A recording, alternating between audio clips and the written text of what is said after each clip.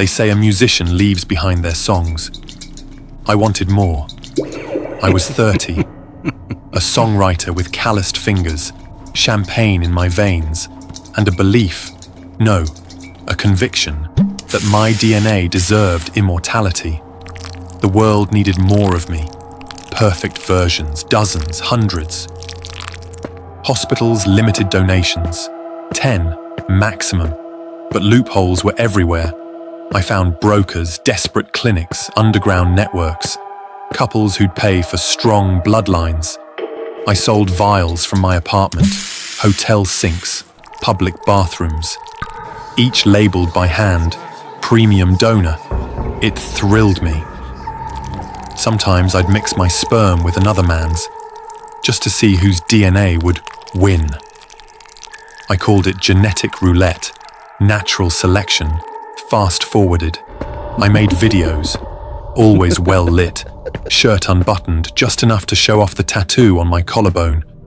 I'd say to the camera, "Your legacy is the only thing that lasts. My children will rise. My bloodline will build empires. My YouTube channel, Johnny, father of many." And soon, they came.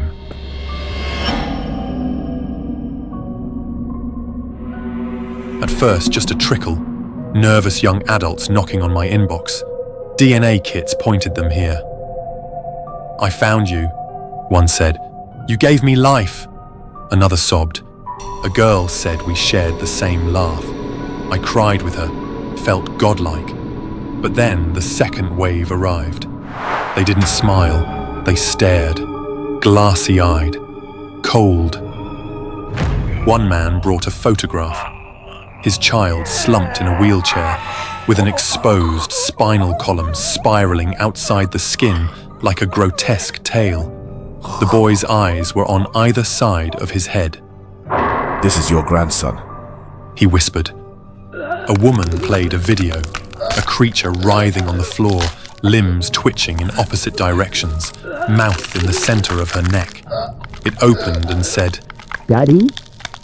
Then came Emma and Eli, a beautiful couple, pale, gaunt, hands clasped tight. They sat on my porch and said, "We had 7. I smiled, until they added, "We're siblings." My stomach dropped. They showed me photos of their children, bloated heads, hairless bodies. One fused to his twin at the abdomen. One had no eyes, just hollows that blinked. "You've flooded the gene pool," Eli hissed. "Your blood is in everyone." "We didn't know, no one knew." I tried to laugh it off, said I didn't force anyone, that I was helping people, that I was building legacy. But they didn't leave, and they weren't alone. More came. They camped outside my apartment, left dead animals on my doorstep. One night, I found my own YouTube videos playing on every device in my home. Autoplay, my voice on loop. "You are your blood." Then I blacked out. I woke strapped to a cold metal slab in a room that smelled of piss, bleach, and rotting meat. Above me, lights buzzed and flickered like they were dying. Around me, figures, dozens. Some crawled, some walked with twisted joints. Others hovered in the corners, swaying like meat puppets on invisible strings. Their skin, blistered, translucent, veined in black and purple. Some had hair like mine, eyes like mine, but their faces, misshapen, asymmetrical, split. One girl had a jaw that opened vertically. Another had no lips, just exposed gums that bled as she smiled. And in front, the creature bearing both Emma and Eli's faces, but only one body. Clad in a surgical apron, its eyes had become sunken pits of sickly yellow. "They're my brothers and sisters. They did not survive." I screamed as they sliced open my skin without hesitation. The pain wasn't sharp. It was wet, like my body was splitting open like fruit. "You gave us life. Now, we give it back." They grafted a third eye into my forehead. They sewed an arm, small malformed into my chest. It twitched like it had its own heartbeat. They stitched something alive into my spine. I felt it wriggle. It laughed. It's your grandson. He'll keep you company. They didn't kill me. They kept me. In a concrete room lined with mirrored walls, I was strapped to a chair, wires embedded in my scalp. My old videos played constantly. Your children will find you. Your DNA is your kingdom. I watched them now, horrified, as the reflections stared back. Not just me, but versions of me. Glitched, mutated, arms twitching, face sagging. The third eye blinked out of sync. The parasite in my back pulsed like a second heart. Every day, a new one arrives. They kneel before me like I'm a god, but their prayers are curses. Their hymns are sobs. They cry from mouths that never should have existed. I don't sleep. I can't. Sometimes the arm on my chest strokes my face. Sometimes the third eye shows me visions of creatures howling in hospital cribs. They call me Origin. I call myself a mistake. The worst part? I still recognize myself in them. In their pain, in their fury, in the way they stare at me not like a father, but a failed blueprint. My voice once said, "Children are the mirror of their parents." Now I understand. Mirrors break, and when they shatter, the shards return. Not to reflect, but to cut.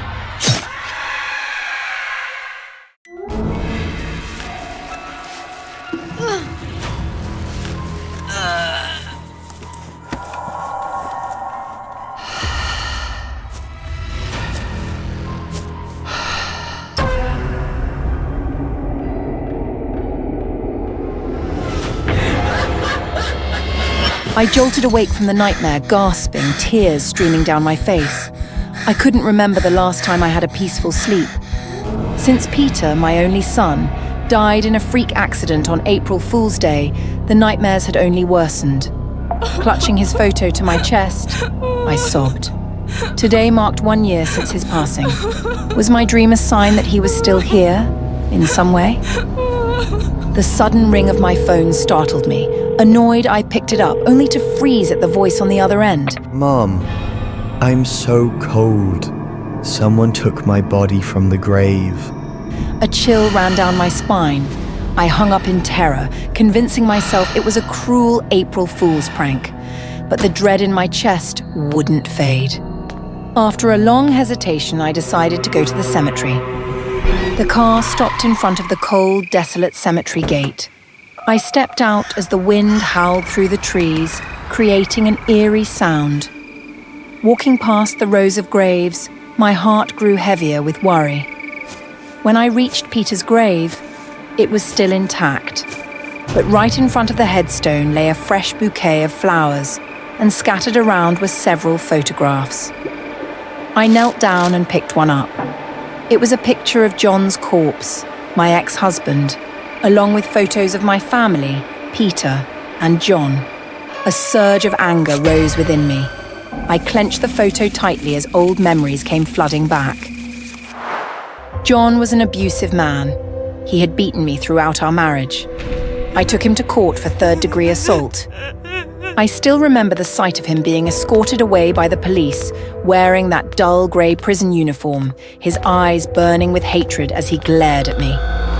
Silently, I suspected that John had been released from prison and was now seeking revenge. The phone rang again.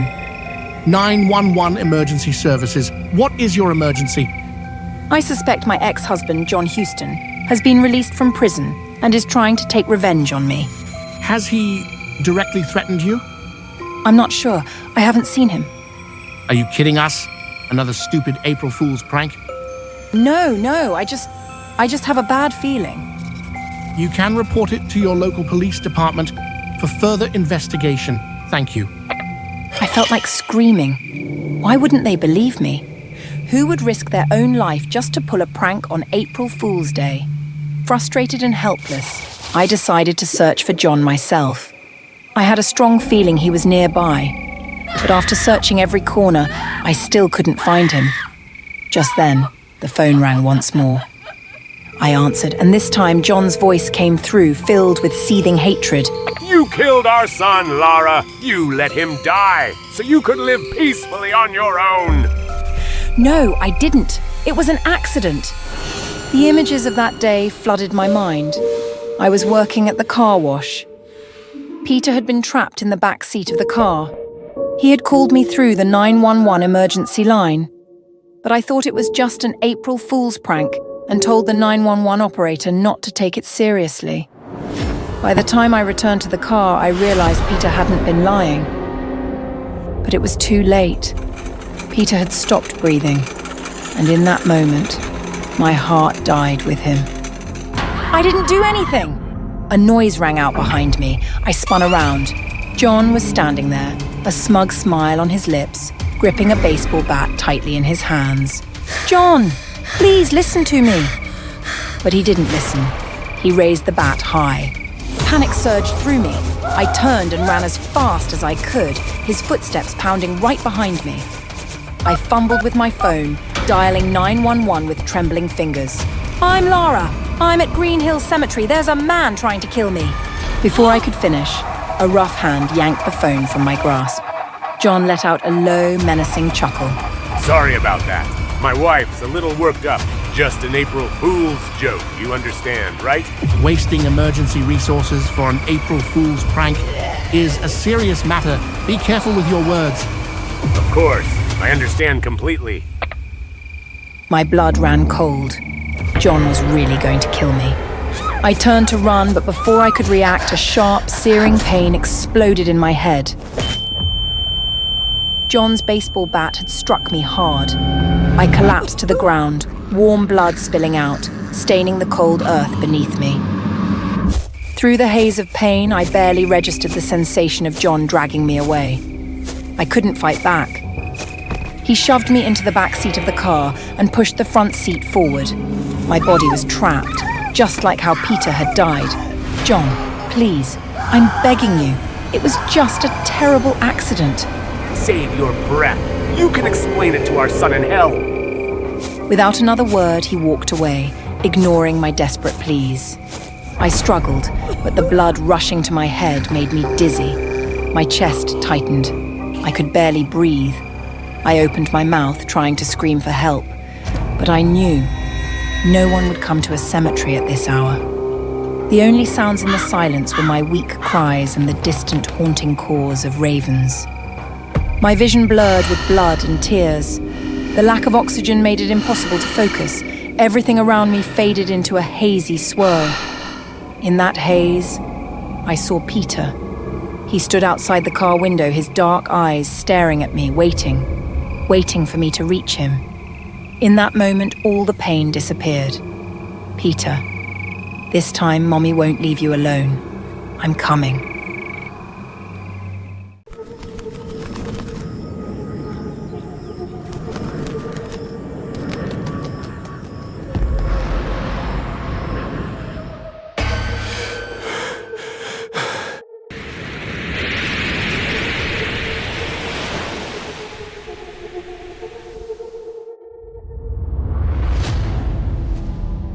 I have always loved my job as a flight attendant.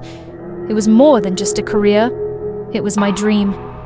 I remember watching Sully, the story of the miracle on the Hudson, and being mesmerized. I studied every detail, every decision Captain Sullenberger made. It inspired me, gave me confidence.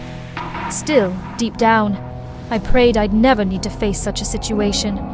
The morning started like any other. Flight 2216 from Bangkok to Muan was scheduled to depart under perfect weather conditions. I had my routine down. Bright smiles at boarding, assisting passengers with their luggage, and ensuring the emergency protocols were second nature to everyone on board. There was a cheerful buzz in the cabin. Among the passengers was Mr. Bay, celebrating his 80th birthday with his extended family, his wife, 2 daughters, and 5 grandchildren. His laughter echoed through the aisles. I smiled, warmed by the sight of their joy. I didn't know that in just an hour, that same joy would turn to heartbreak. The captain's voice came over the intercom. Ladies and gentlemen, we'll be landing shortly in Muan. Please remain seated and ensure your seatbelts are securely fastened. I did my usual walkthrough, checking seatbelts and trays. Then it happened.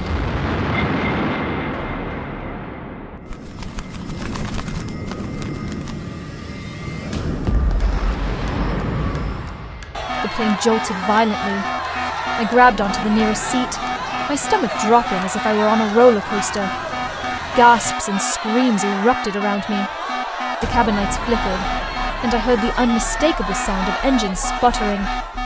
This is your captain speaking.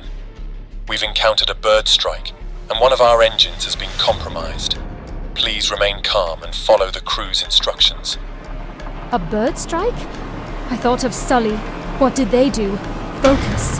Follow protocol. My training kicked in.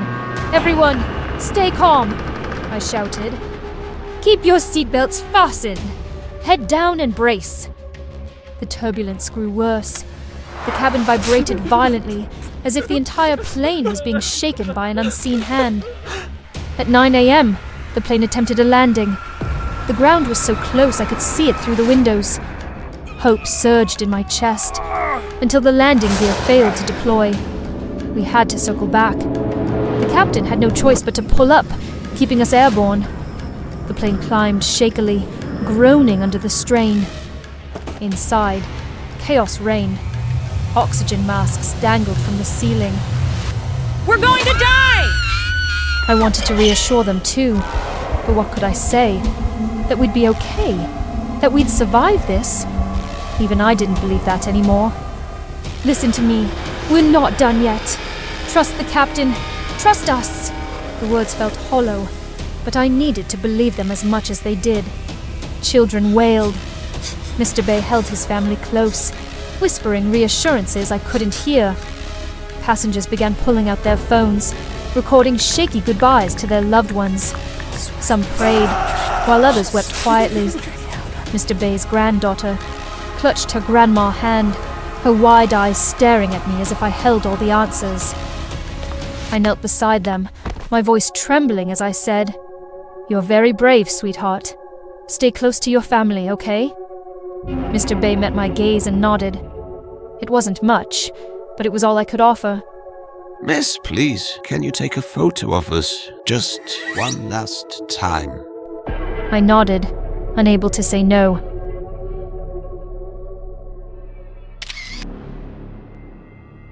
I made my way back to my seat, securing myself. I pulled out my own phone. For the first time, I hesitated. What do you say in your final message? I thought about my mother, her warm embrace and the way she'd always tell me, "You make me proud."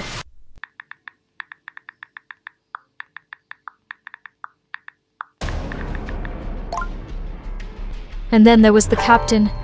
He didn't have the chance to record his final words, so I decided to do it for him.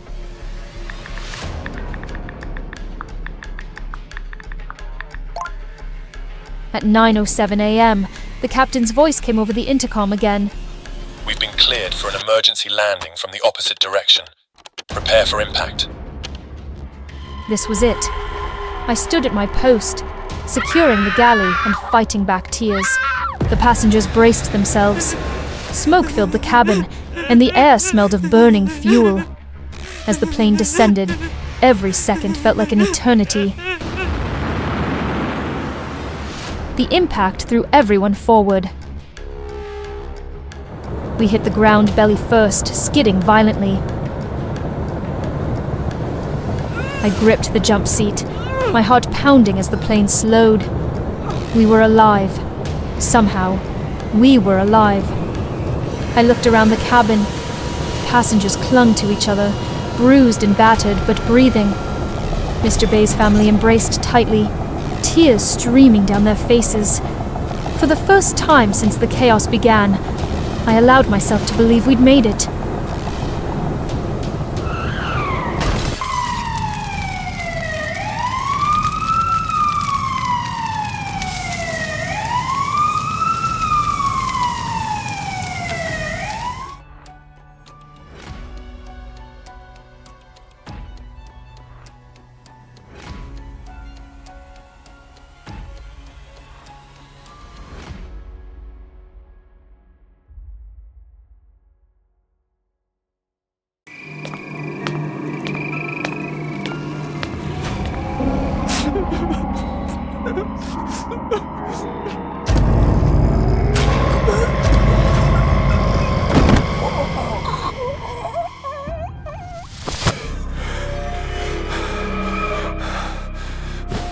The weight of the ring on my finger feels like a shackle. My wife, sweet and kind, sleeps soundly beside me, her breathing steady, unaware of the cold emptiness in my heart. I stare at the window, my mind consumed by the dreams of him, Nosferatu. His presence haunts me, lurking in the edges of my vision, whispering to me in my sleep. His elongated fingers trace my skin in the dark recesses of my mind, leaving trails of ice and fire. I wake up trembling, gasping, craving something nameless and forbidden. Then came the letter. Herr Nock, my employer, has ordered me to travel to Transylvania to finalize a sale with Count Orlok. The townspeople recoil at the mention of his name. Superstition grips them, their whispers filled with fear. Yet deep within, I feel something else. Anticipation. As if I am meant to go to him. The journey is long, and as I cross into his domain, the world itself seems to change.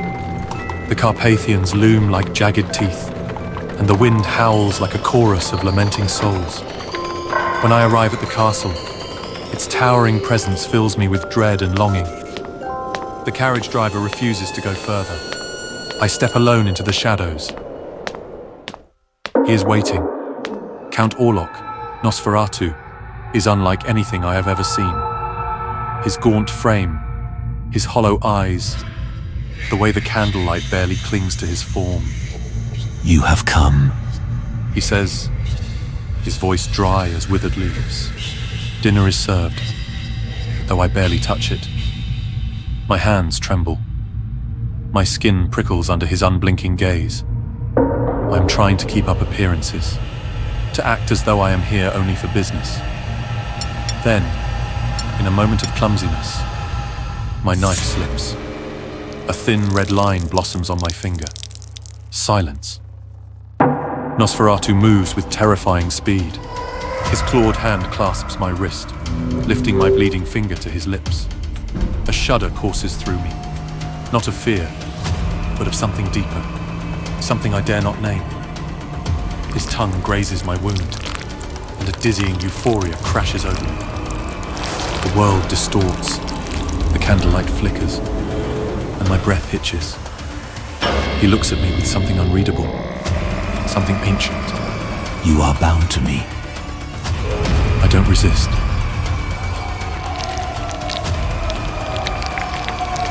That night, he comes to me. The walls seem to pulse, the air thick with something unseen. He speaks of my pain, of the chains that bind me. He sees through the facade, through the forced smiles and silent suffering. You have always belonged to the night. He whispers, his lips grazing my chest. When his fangs pierce my skin, I do not scream. I wake in my chamber, my body feverish, my mind altered. The puncture wounds on my neck pulse with a dark hunger. I am no longer the man I was, but I must return. Back in Wisburg, I play the role of the dutiful husband. My wife watches me with quiet concern. She senses the shift in me. We argue. She pleads for me to hold her, to touch her the way a husband should. But I recoil. Every night I turn away from her, offering only silence in return. My hands are cold. My heart no longer beats the same. And at night, I hear his voice calling me, his shadow stretching long against my walls. Then, the plague comes. Death spreads through Wisburg like wildfire. The townsfolk whisper of a curse, of Nosferatu's wrath. They blame me. They claim I brought this darkness home. The sickness festers, leaving hollowed bodies and empty homes in its wake. The vampire demands a sacrifice, a pure soul, untouched, to appease him. They said to offer a virgin girl. A strange sensation rises within me, a mixture of discomfort and hope. I do not understand it, but it coils deep in my chest, tightening with every whispered word. The night of reckoning arrives. I stand before the window, shielding her from their condemning hands. Then, he comes. Nosferatu emerges from the shadows, towering, spectral. His eyes lock onto mine, unreadable, eternal. My wife clings to me, trembling, believing she is the one he wants. But he does not look at her. He looks at me. I stagger back, the realization slamming into my chest like ice. It was never her. It was always me.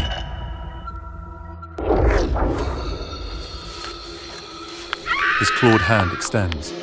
An invitation. A promise. Your passion is bound to me. Terror and longing wage war within me. The life I knew, the mask I wore, the expectations that bound me, all of it unravels. I was never meant for this world. I was meant for him. And so, I step forward. Nosferatu's arms close around me, his embrace colder than death, and yet, I have never felt more alive. As dawn breaks over Wisberg, I vanish into the shadows, leaving behind only whispers of a love never meant to exist in the light.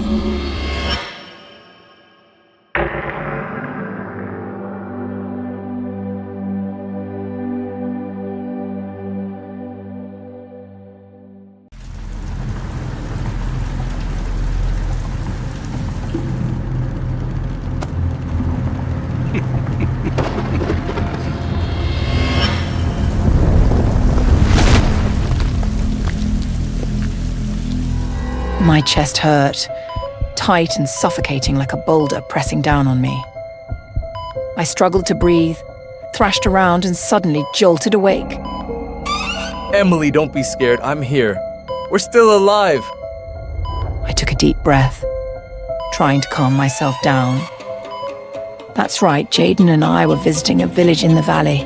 On the way, a massive landslide happened, but luckily we had gotten off the bus before it hit. Yeah, when Emily screamed that the bus was going to be caught in a landslide and started yelling to get off, I seriously thought she'd lost it. But right at that moment, I suddenly got a stomachache, so I had no choice but to get off with them. And you know what? Everything that happened after was exactly like in her dream. This is insane. Blurry images flashed through my mind. I remembered telling Jaden about my dream, and we both decided to get off. So, the accident really did happen? I quickly grabbed my phone and checked the news. As expected, everything unfolded just like in my dream. The only difference was that Jaden, Lucas, and I had escaped the death trap. But since we survived the landslide, an eerie sense of unease clung to me, like cold, watchful eyes lurking in the shadows, like I was prey already, marked by a hunter. Once again, I woke up from a nightmare, my mind foggy. It's been almost a month since the accident, yet that nightmare keeps repeating every night. Emily, you're awake? I asked Julia to make some salmon soup for you. Since the accident, Jaden had always been by my side, taking care of me. As soon as I caught the fishy smell, my mind immediately connected it to the overwhelming stench of blood at the crash site. My stomach twisted, and I felt a wave of nausea. Seeing my reaction, Jaden quickly told the maid to take the soup away, then turned to me with concern. Are you okay? Does your stomach hurt? I don't know, but I have a bad feeling something has happened. Suddenly, my phone chimed. A message from a friend. He told me that Lucas was dead. Lucas was the only other survivor besides my husband and me. Could it be that death has started claiming its victims? Jaden, death is still watching us. He'll come and take us in the most painful way possible. Jaden tried to comfort me, but the unease inside me only grew stronger. No one can escape my scythe.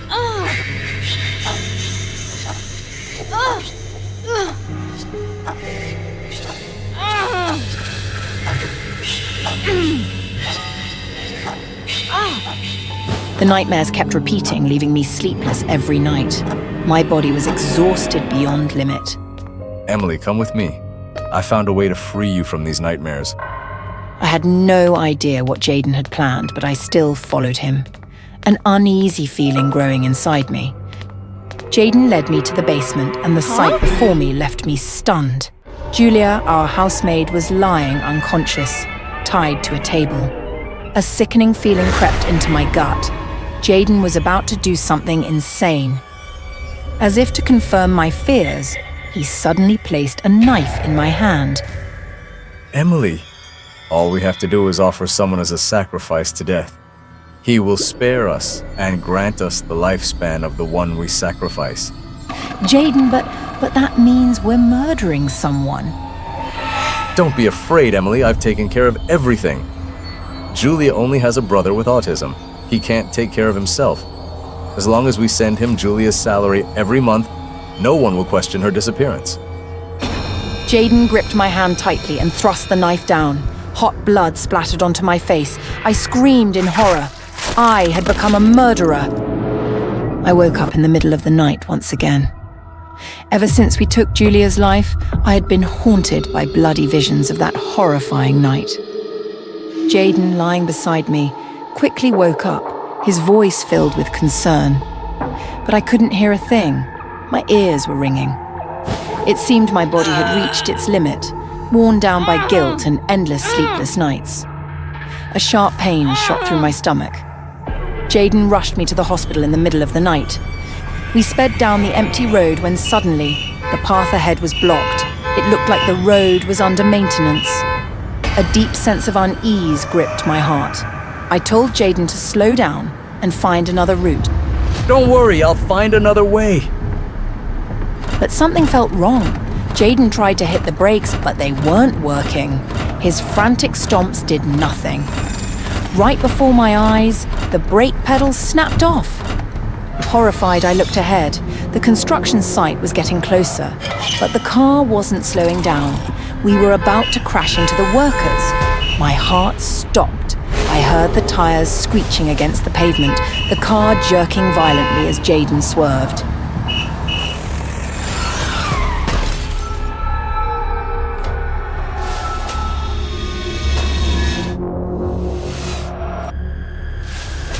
A deafening crash. The car finally came to a stop, but not before slamming into a construction truck. Giant steel rods tore through the cabin, impaling Jaden. Jaden! Jaden! Wake up! Someone help my husband! Jaden! I screamed desperately for help, but as my vision blurred and consciousness slipped away, only one thought echoed in my mind. Death would never let us go. When I woke up again, I was in a hospital bed. I screamed for my husband, but all I got in return was the doctor's cold, unwavering voice. Ms. Emily, I'm sorry to inform you. Your husband didn't make it, but please, try to stay calm and take care of yourself, because you're not alone anymore. I froze, my hands trembling as they moved to my stomach. Doctor, are you saying I'm pregnant? Yes, you're 8 weeks along, but your body is severely weakened. The baby is fragile, and today, there have already been signs of a possible miscarriage. You need to rest. My mind spiraled in confusion when suddenly, a cold light flashed across my face, sending a chill through my entire body. A male nurse barged into the room, gripping a razor-sharp knife. Die, you monster! Instinct kicked in. I threw a pillow at the crazed man, trying to defend myself. Who are you? I don't know you. Please calm down. You must have the wrong person. Wrong person? You and your husband murdered Julia! His words sent terror through my veins. Julia's death had been discovered. How did her brother find me? My head spun as a sharp pain ripped through my stomach. Hospital security rushed in, easily restraining the imposter, but even as they dragged him away, he didn't flinch. No fear, no pain, only curses spilling from his lips. The agony in my stomach grew unbearable. Blood poured from me. No, I can't lose Jaden's only child. Doctor, please, save my baby, I can't lose it. Darkness crept over me. With the last bit of strength I had, I prayed to death, take me instead. Just let my baby live.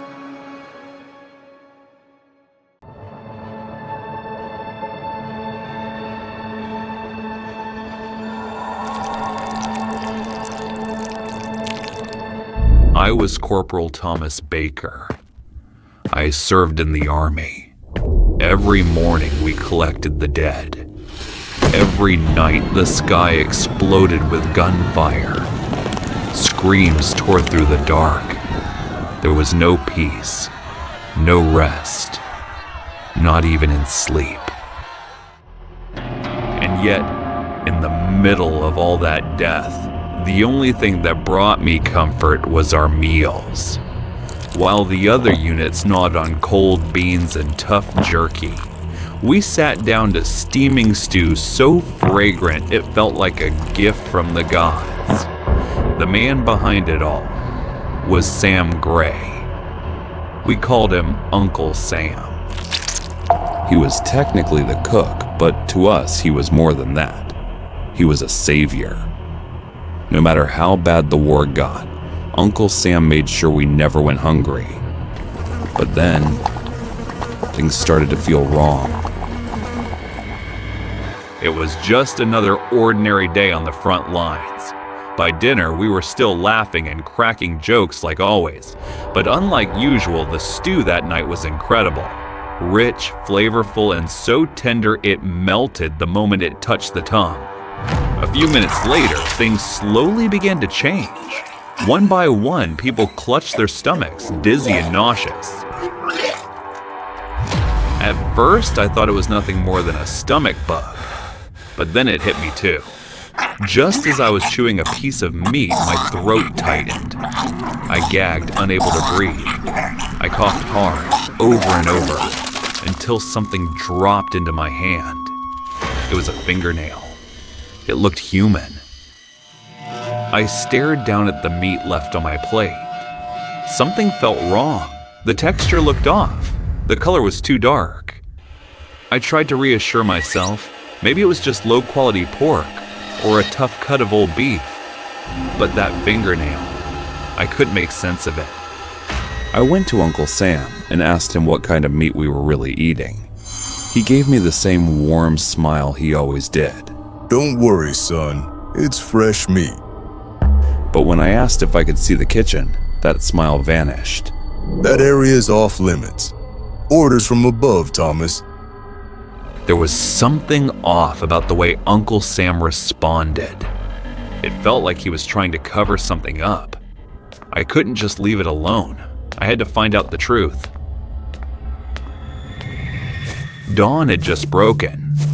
While the entire camp was still asleep, I quietly followed Uncle Sam. He walked with a light step, whistling softly, a basket swinging from his hand like he was just heading to the market to choose the best cut of meat. Maybe I should have turned back. I should have stayed out of it. But something in me said I couldn't stop now. Uncle Sam made his way to a locked shed behind the mess hall. I crept along the side and found a crack in the wooden wall. I leaned in and looked through, and what I saw was hell. There were bodies stacked high like slabs of meat in a slaughterhouse, bloodied and tangled together, still dressed in enemy uniforms. The stench hit me like a wave, thick, foul, rotting. Was this really the same smell I had once craved at dinner? Uncle Sam stepped up to one of the corpses, calm and unbothered. He pressed his fingers into the thigh like he was testing a cut of steak. Then he pulled out a knife, sliced a thick piece from the leg, and dropped it into the basket. All the while, he kept whistling like nothing was wrong. Another man entered. Is this batch good, sir? Fresh like this. It'd be a shame to waste it. I stumbled backward, hands trembling from the horror I had just witnessed. I threw up behind the shed, and then everything went dark. I woke up tied to a chair, thick ropes dug into my wrists. In front of me was a metal table lined with plates of steaming meat. Uncle Sam stood nearby, wiping a carving knife, smiling like we were about to sit down for a warm family dinner. You're awake, Thomas. Good. You made us eat human flesh. You turned us into monsters. Just the bodies of the enemy. You think the vultures would have let them rest in peace. So why should we waste them? People need food to survive. I couldn't believe what I'd heard. My throat tightened with nausea, but somehow I felt a gnawing hunger rising inside me. Uncle Sam picked up a slice of freshly roasted meat. You're special, Thomas. Others get sick. But you're adapting. I shook my head. No, I'm not like you. But when he held the meat to my lips, I ate it. My stomach twisted violently. My muscles jerked like something was crawling beneath my flesh. Veins bulged across my arms, twitching like they were trying to escape. But then, it stopped. My body settled. See? You're evolving. You are the future. I had become Uncle Sam's experiment.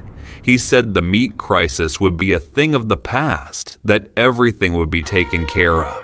I told myself I hated him. But hunger erased everything. And God, I needed that taste like I was losing my mind.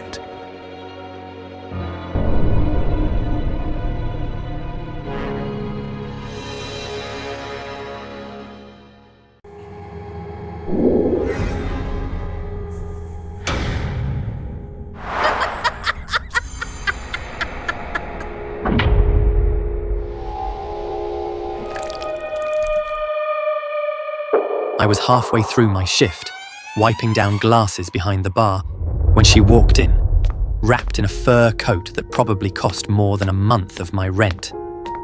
She ordered a gin and tonic, but barely touched it. Her name, I'd later learn, was Cecilia, an elegant woman with silver-streaked hair and a voice that poured like velvet across the counter. Instead, she watched me with a smile that felt oddly maternal, but somehow predatory. We spoke, casual at first, where I was from, what I did, whether I ever thought about doing something more comfortable. I laughed nervously, brushing it off as flirtation. But then she leaned in, her perfume a strange mix of lavender and something musky. Leon, sweetheart, why waste your nights scrubbing counters and chasing tips? You deserve softness, a warm home, freshly prepared meals, clothes that fit you like they were made just for you. All I ask in return is that you stay with me. I should have questioned it more, but I was broke, tired, lonely. And when you've had enough nights wondering if your stomach will stop growling long enough to fall asleep, even the strangest offers start to sound reasonable. So I said yes, and when I did, Cecilia's smile deepened.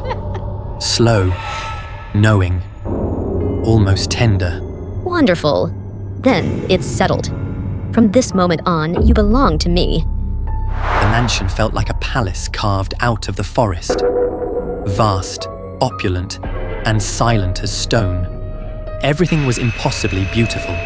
Marble floors that glowed under your feet, chandeliers that hung like frozen rain, and hallways that seemed to stretch farther the longer you walked them. Every morning I'd wake to the scent of warm food, neatly laid out by a soft-spoken maid who moved like a shadow. I never had to lift a finger. All I had to do was eat, sleep, stay healthy, and stay handsome. Cecilia told me I was perfect just as I am, so I did as I was told. And for a while I believed I was living in a dream, but dreams rot eventually. At first it was just whispers, low moans echoing from beneath the floorboards. Then came the bruises, pale blotches appearing without reason, my skin thinning like old parchment. My hair fell in clumps onto the tiled floor. I started feeling dizzy after every meal. When I voiced my concerns, Cecilia only smiled, stroked my cheek, and whispered, Your body is simply adjusting, dear. It's cleansing itself. Soon, you'll feel renewed. I didn't feel cleansed. I felt emptied, as if something inside me was slowly being drawn out, patient and deliberate, one quiet drop at a time. And then I did the one thing I shouldn't have. I waited until the house was silent, every light out, every footstep gone. Then I slipped into Cecilia's study, heart pounding like it already knew. The room smelled of cedar and old paper. Between thick volumes of medical texts and weathered novels, I found it. A red leather folder. Inside were records, names, faces, each one a young man who had once lived here. Everything was catalogued with cold precision. Height, weight, blood type, photos from before and after. Then I saw my own file. Leon, symmetrical build, ideal bone structure, strong immunity, highly suitable as main course. My breath hitched, and without warning, footsteps echoed down the hallway.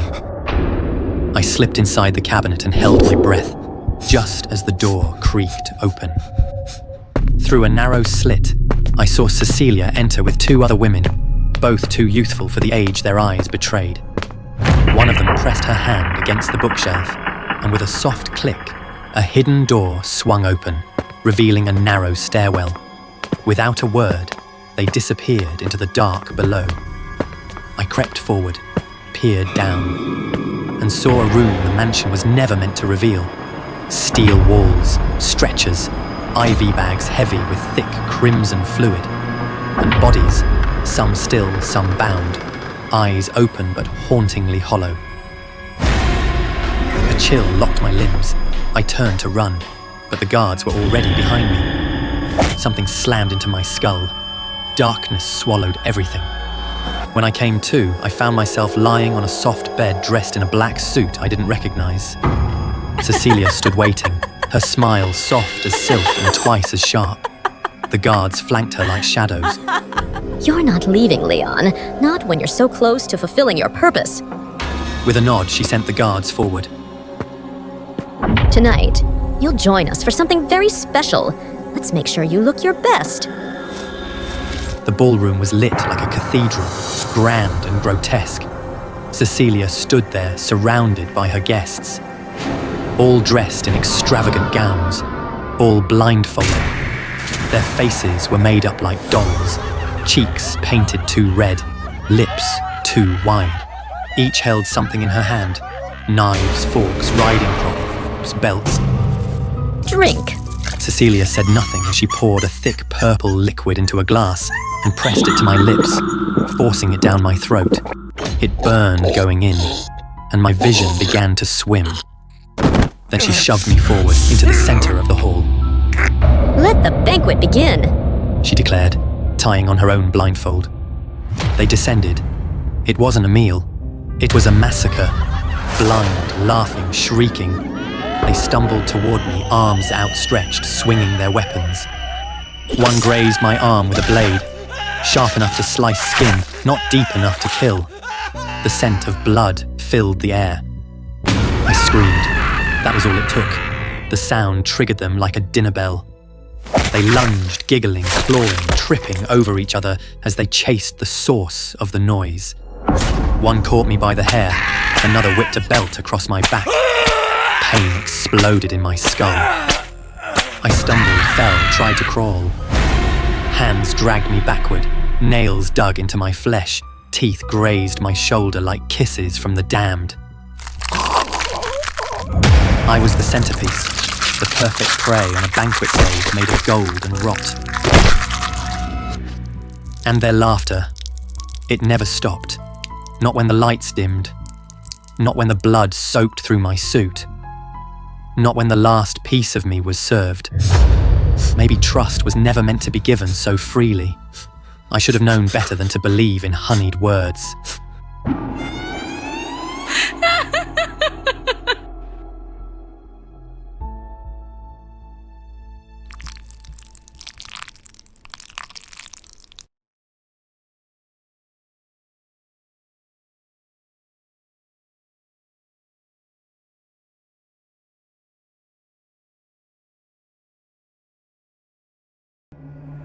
Once upon a time, they called the younger stepsister a goblin, until the day she began chiseling herself into a princess.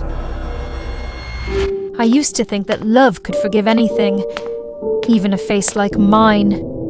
People called me names when I was little. Goblin girl, plump elf, crooked nose freak. I got used to it. I buried myself in books and wrote poems under the sheets at night, stringing together words about a prince I'd never meet. But then he came along, Prince Han. He wrote verses more beautiful than I ever could. I clipped his poems from the Castle Gazette and hid them in a box beneath my bed. I told myself, if someone like him could write like that, then maybe he could also see beyond the surface of things. That hope kept me warm. After my mother passed away, I stayed behind in the manor, living with my stepsister Cinderella.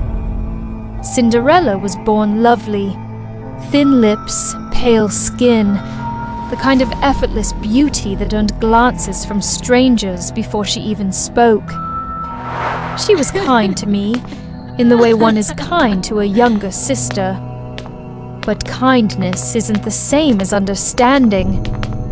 When people looked at the two of us, they assumed who was chosen and who was forgotten. Then came the day in the woods.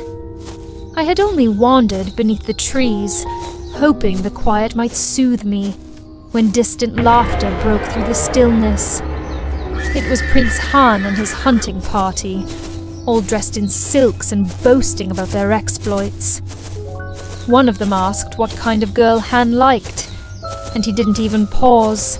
Sharp angles, wide eyes, lashes like fans, a high nose, porcelain skin, a tiny waist, and a fragile frame. That was the kind of beauty I wanted. And in the end, I was the one who set the standard for this entire kingdom. Then they laughed, the kind of laughter that feels like teeth. He turned suddenly, his gaze landing on the trees where I crouched behind a trunk. His smile didn't falter. And of course, only beautiful girls need apply.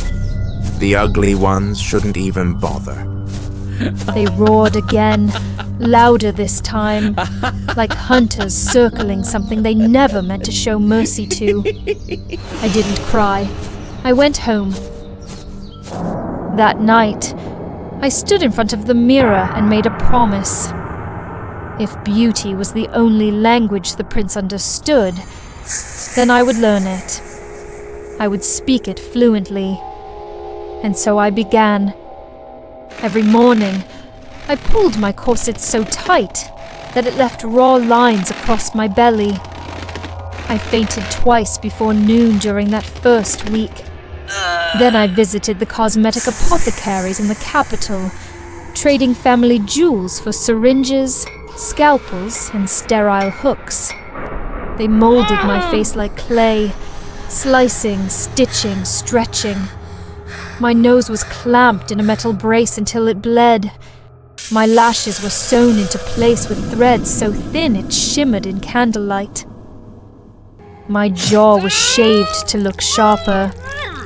Though the pain was unbearable, I clenched my teeth and endured it, whispering to myself that it would all pass, so long as it made me beautiful. I didn't stop eating. I couldn't. But I found another way. There's a trick with tapeworms, you see. You swallow the eggs and they eat for you. Your stomach shrinks and you still feel full. I told myself it was clever.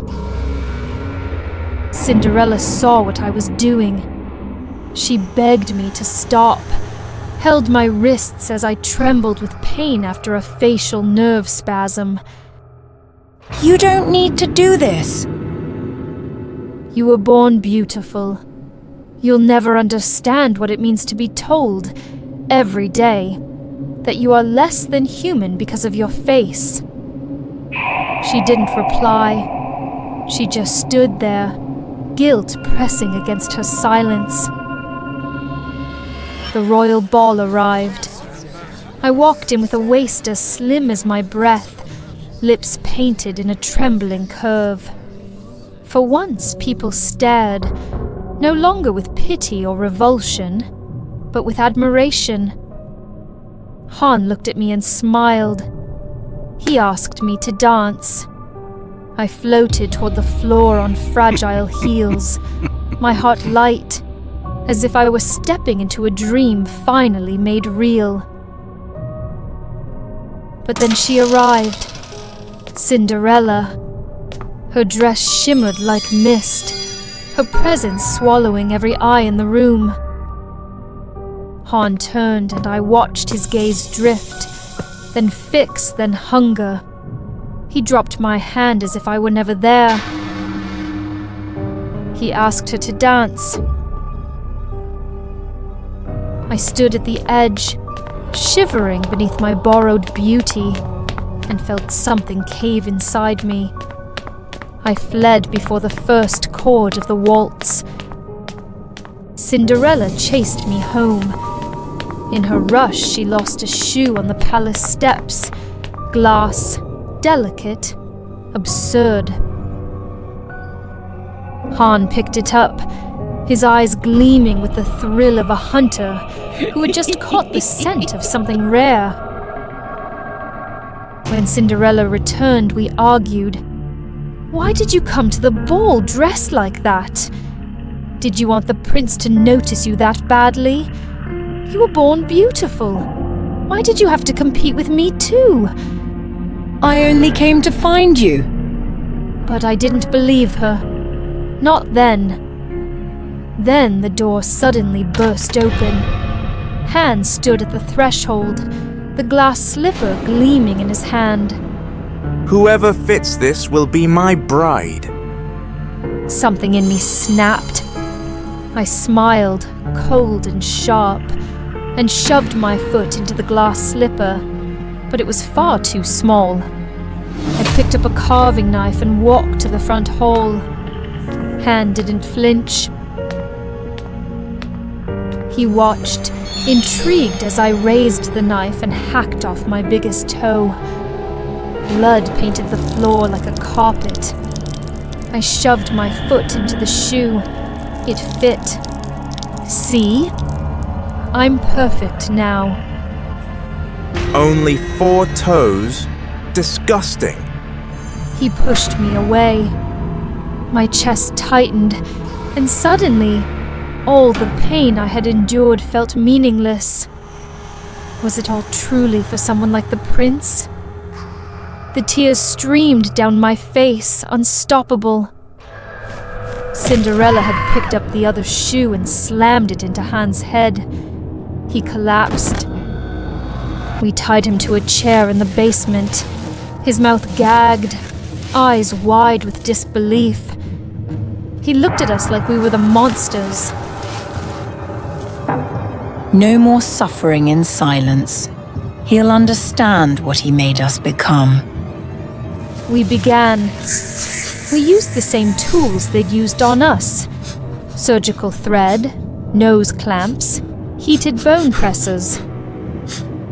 I kept the iron rod steady as Cinderella quietly sewed his eyelids wider, murmuring poems that sounded all too familiar, perhaps even mine. With each pulled thread, each careful slice along his skin, I saw the echoes of a pain I had once survived. He wept through it all. By the time we were done, his face was grotesque, exaggerated, hollow, warped by the very standards he once worshipped. We didn't stay. We packed the jewelry, wrapped our wounds, and left the kingdom behind. Somewhere far, I hoped, there might be a place where beauty wasn't currency, where people like me didn't have to carve themselves into someone else's fantasy. Cinderella held my hand as we walked, and for the first time, I believed her when she said I was beautiful. Perhaps there was never any true standard of beauty at all. I didn't need to please the prince or anyone else. I only needed to be myself.